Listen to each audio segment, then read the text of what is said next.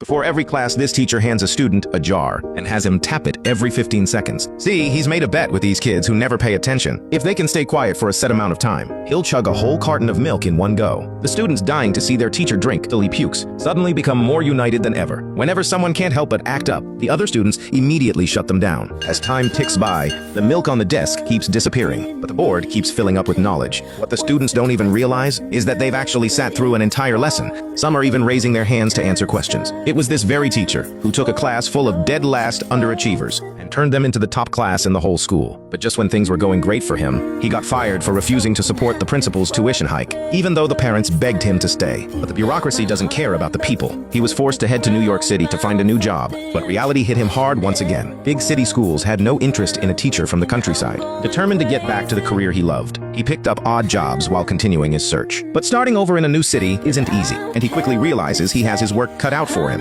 One day, on his way to an interview, Clark spots a student getting into it with a teacher. He rushes over to break it up, and the situation only calms down when the principal shows up. The teacher, fed up with the difficult students, quits on the spot. You can have the little bastards. I can start right now. After seeing Clark's impressive teaching record, the principal offers him the school's best honors class. But Clark's eyes drift to the unsupervised class across the hall, where students are doing whatever they please, without a care in the world. Everything about them screams trouble. To the principal's complete shock, Clark chooses that nightmare of a class instead, even when the principal warns him that these kids have already driven away 6 teachers. Clark doesn't budge, because he truly believes that every so-called lost cause is just a kid who's been neglected and left to gather dust. But Clark's confidence doesn't exactly bring him good luck. On the very first day of class, the students give him a brutal welcome. Shamika, don't do that.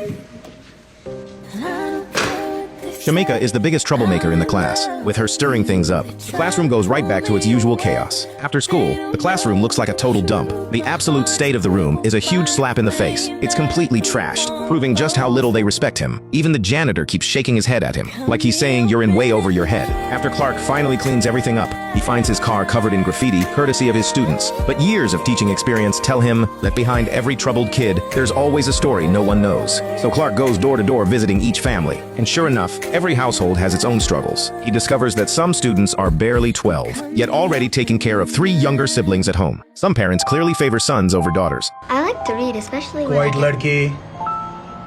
Men are talking, okay?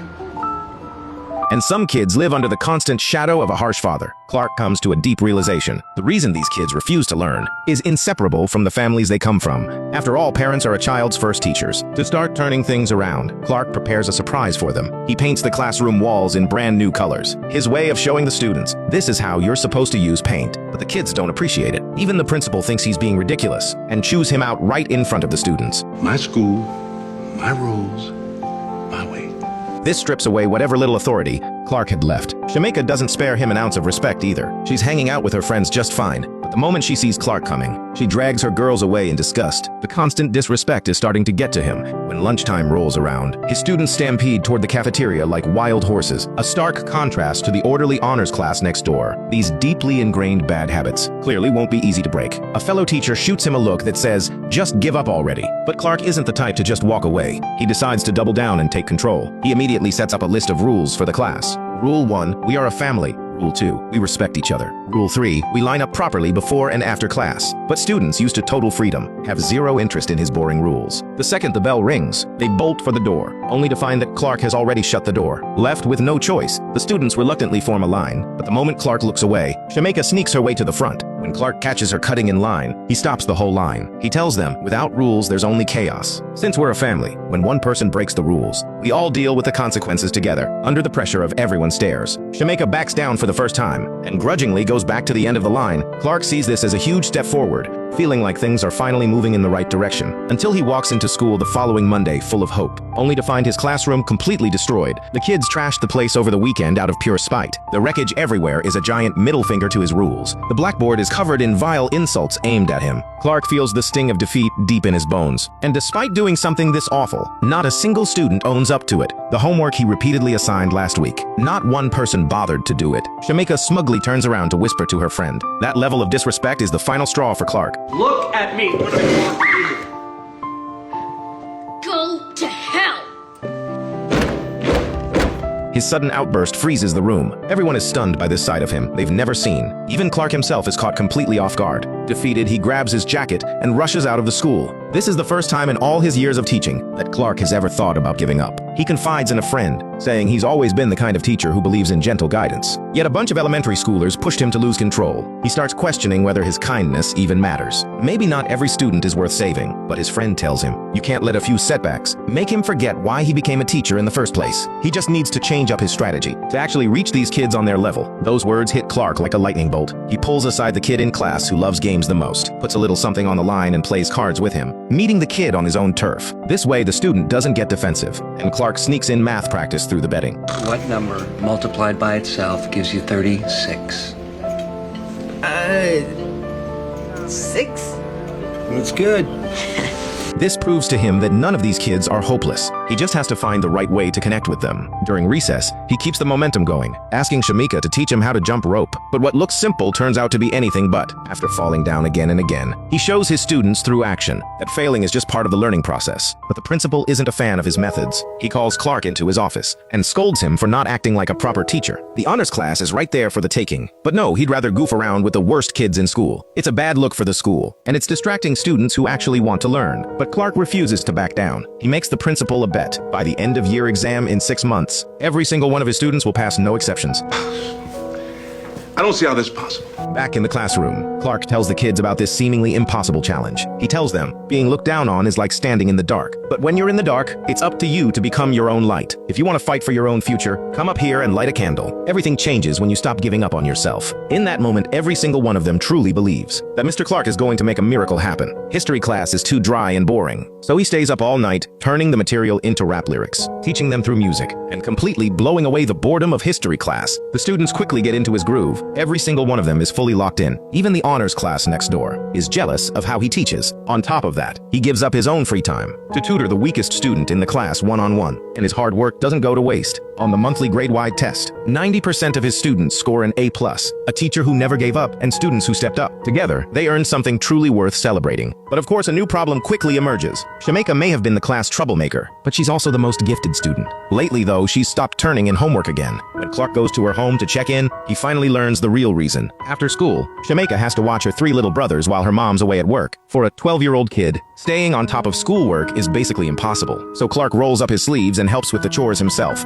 giving Shamika the chance to finish her homework. He even makes dinner for the family. But when Shamika's mom comes home, she takes his kindness as an insult. You don't think I can take care of my family, Mr. Clark? The mom storms into the principal's office, accusing Clark's unauthorized tutoring of keeping her daughter from babysitting. She's working multiple jobs just to survive. To her, big dreams are a luxury they can't afford, so she doesn't see the point in her daughter trying so hard. She threatens the principal, either fire Clark or she's pulling her daughter out of the school. Please don't fire Mr. Clark. He was just trying to help me, Mama. He was just trying to help. It's okay. Please don't leave because of me, Mr. Clark. Seeing the genuine change in Shamika only strengthens Clark's resolve. He assures her mother again and again that Shamika has real potential. Education might not magically fix all their problems, but throwing it away guarantees nothing will ever change. Maybe Mrs. Benton can keep the boys a little longer every day. Okay. As Clark keeps showing up day after day without fail, the students' respect for him grows steadily. One of them even gives him a beautifully drawn piece of street art. Who let you do this? Morning, Mr. Clark. You like it, Mr. Clark? It's really good. You got quite a talent for this. But the real artist behind that painting is someone else entirely. His name is Tayshawn, the quietest and most withdrawn kid in the class. Tayshawn angrily confronts the classmate who stole his credit, but is met with nothing but dismissal. For a kid who keeps everything locked inside, finally working up the courage to put himself out there, only to have someone rip it all away, is absolutely devastating. All he wanted was a single word of praise from Mr. Clark. But fighting is something the school absolutely won't tolerate. The other boy's mother comes to the school to complain. Even Tayshawn's own father thinks his son should be sent to juvenile hall. Thankfully, Clark fights hard enough to keep that from happening. The class's grades keep climbing every day, but the constant stress and exhaustion are starting to take a serious toll on Clark's health, with the final exam less than a month away. He can't just abandon his students. After pushing himself past his limits time and again, Clark finally collapses. At first, the students think he's joking around again, but when he doesn't get up, real panic sets in, watching the ambulance take their teacher away. They all press against the window, unable to look away. After all this time together, they've come to see Clark as family. Fortunately, the doctor says it's just pneumonia, not contagious, but he still needs 2 weeks of rest at home, not wanting to fall behind on lessons. Clark has a friend help him record video lessons and asks the principal to supervise the class. What the principal sees in that classroom stuns him. These once uncontrollable hellraisers are actually sitting quietly in their seats and paying attention. Even the principal starts to believe in them just a little. 2 weeks later, Clark finally recovers. The class has decorated the room to welcome him back, but he's not in a celebratory mood. In fact, he's furious. The exam is only 2 weeks away, and a bunch of students' grades have tanked. He knows he's already taught them everything they need. The knowledge is already in their heads. It's just that years of being labeled failures have left them too afraid to face the challenge ahead. He tells them, even the students who start out the furthest behind can catch up if they actually put in the work, no matter how slow you are. With enough effort, you can change who you are. Clark's words put their minds at ease. But on the day of the exam, there's a little hiccup. On his way to school, Clark spots Tayshawn with some bad influences from outside school. They're trying to get Tayshawn to skip the test and hang with them. The old Tayshawn would have said yes in a heartbeat, but when he sees the look of hope in Clark's eyes, his mind is made up. That way. When the exam begins, thanks to Clark's encouragement, the students are nothing like the scared kids they used to be. Their eyes are full of determination and confidence. Meanwhile, it's Clark who's pacing anxiously in the hallway, like a father waiting outside the delivery room. When the test is finally over, and the students walk out with smiles on their faces, the weight on his chest finally lifts. While waiting for the results, Clark treats the whole class to a show on Broadway. A little relaxation after all that pressure is the sweetest feeling in the world. Everyone's face is beaming with joy, and the most excited of them all is the quiet Tayshawn. But on the day of the show, everyone arrives with their parents as promised, except Tayshawn, who is nowhere to be found. Clark immediately senses something is wrong. He rushes to Tayshawn's home, pushes open the half-closed door, and sure enough, the place is wrecked. That's when a stunning piece of graffiti on the wall catches Clark's eye. The figure on the wall is taking off its mask, and Clark instantly understands. This is Tayshawn saying goodbye to who he used to be. It also hits him that the street art from before was actually from Tayshawn. After a long and desperate search, Clark finally finds Tayshawn huddled near a pile of trash, thrown out by his furious father. Clark wraps his arms around him tight,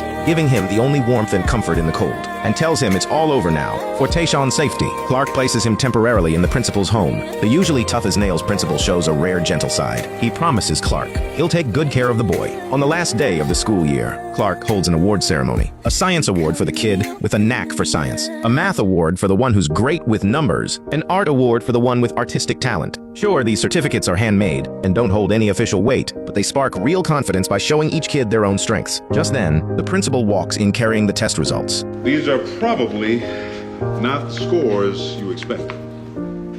This class, this 6th grade class, tested higher than any other class.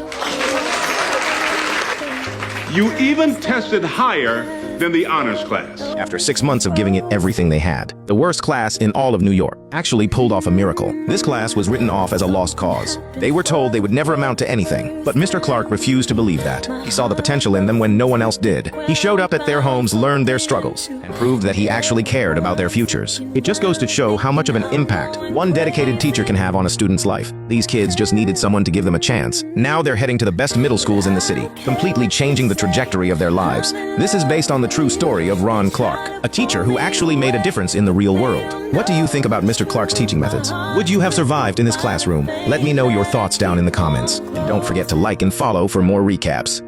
You come